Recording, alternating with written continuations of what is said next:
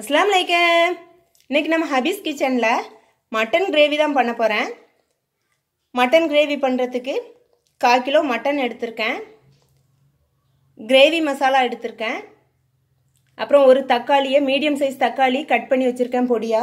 பட்டை, கிராம்பு, ரம்பை எல்லாம் எடுத்து வச்சிருக்கேன். இஞ்சி பூடு விழுது 25 கிராம் பொடி உள்ளி எடுத்து ரெண்டு ரெண்டா கட் பண்ணி வச்சிருக்கேன். 2 சில் தேங்காவும் 1 ஸ்பூன் கசகசாவும் போட்டு அரைச்சி வச்சிருக்கேன். 2 ஸ்பூன் தயிர் எடுத்து வச்சிருக்கேன். வாங்க அது எப்படி பண்ணலாம்ங்கறத பார்க்கலாம். ஸ்டவ் ஆன் பண்ணி ஒரு குக்கர் வச்சிடுறேன். குக்கர் சூடேறட்டும். குக்கர் சூடேறிடுச்சு. எண்ணெய் ஊற்றிக்கிறேன். கொஞ்சம் கணிசமாகவே எண்ணெய் ஊற்றிக்கிறேன். எண்ணெய் சூடேறட்டும்.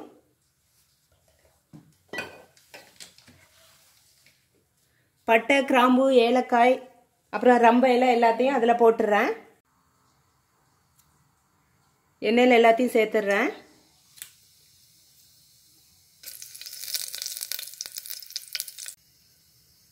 பட்டை, கிராம்பு, ஏலக்காய் எல்லாம் வெடிச்சிருச்சு. இப்போ இஞ்சி பூடு விழுது சேர்த்துடுறேன்.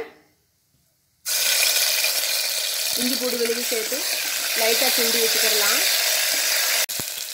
கட் பண்ணி வச்ச ஒரு தக்காளியை சேர்த்துடுறேன். குட்டி குட்டியாக கட் பண்ணியிருக்கேன். கட் பண்ணி வச்ச சின்ன வெங்காயத்தையும் அதில் சேர்த்துடுறேன். நல்லா கிண்டி விட்டுடுறேன். 1 ஸ்பூன் தயிர் ஊற்றிக்கிறேன். தயிர் ஊற்றி நல்லா பெரட்டிடலாம். வேகட்டும். கண்ணாடி மாதிரி வெங்காயம் பொரிஞ்சு வரட்டும். தக்காளி வெங்காயம்லாம் நல்லா மசிஞ்சிருச்சு. இப்போ கிரேவி மசாலாவை சேர்த்துடுறேன். 3 ஸ்பூன் எடுத்து வச்சுருக்கேன். அதாவது எண்ணெயிலே போட்டு நல்லா வதக்கிடலாம். எண்ணெயில் மசாலாவை சேர்த்து நல்லா பெரட்டியாச்சு. இப்போ க்ளீன் பண்ணி வச்ச மட்டனை சேர்த்துடுறேன்.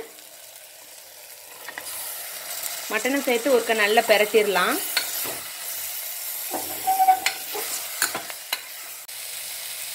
மட்டனுக்கு தேவையான உப்பு சேர்த்துக்கிறேன்.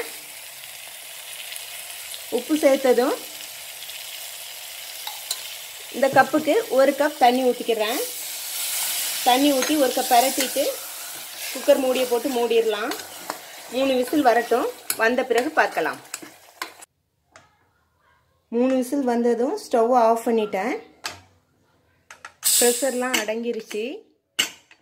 இப்போ ஓப்பன் பண்ணி பார்க்குறேன்.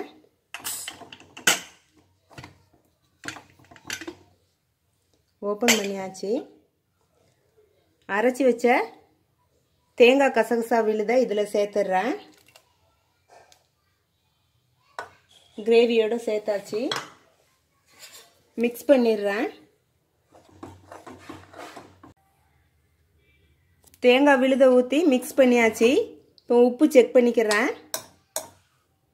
உப்பு செக் பண்ணிவிட்டு பத்தலைன்னா கொஞ்சம் சேர்த்துக்கிறலாம்.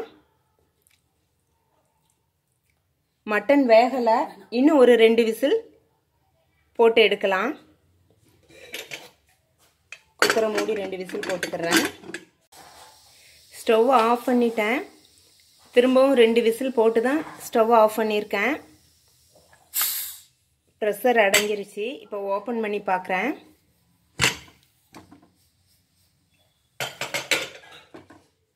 கிரேவி நல்லா வந்திருக்கு. இப்போ இதை ஒரு பவுலுக்கு மாற்றிடுறேன். ஒரு பவுலுக்கு ட்ரான்ஸ்ஃபர் பண்ணிட்டேன். கொஞ்சமாக மல்லி இலை தூவிக்கிறேன். மட்டன் கிரேவி ரெடி ஆயிருச்சு. சூடான சாதமும் மட்டன் கிரேவியும் நீங்களும் ட்ரை பண்ணி பாருங்கள். எப்படி வந்துச்சுன்னு கமெண்டில் சொல்லுங்கள். இந்த வீடியோ பிடிச்சிருந்தா லைக் பண்ணுங்கள், ஷேர் பண்ணுங்கள், சப்ஸ்கிரைப் பண்ணுங்கள். அஸ்ஸலாமு அலைக்கும்.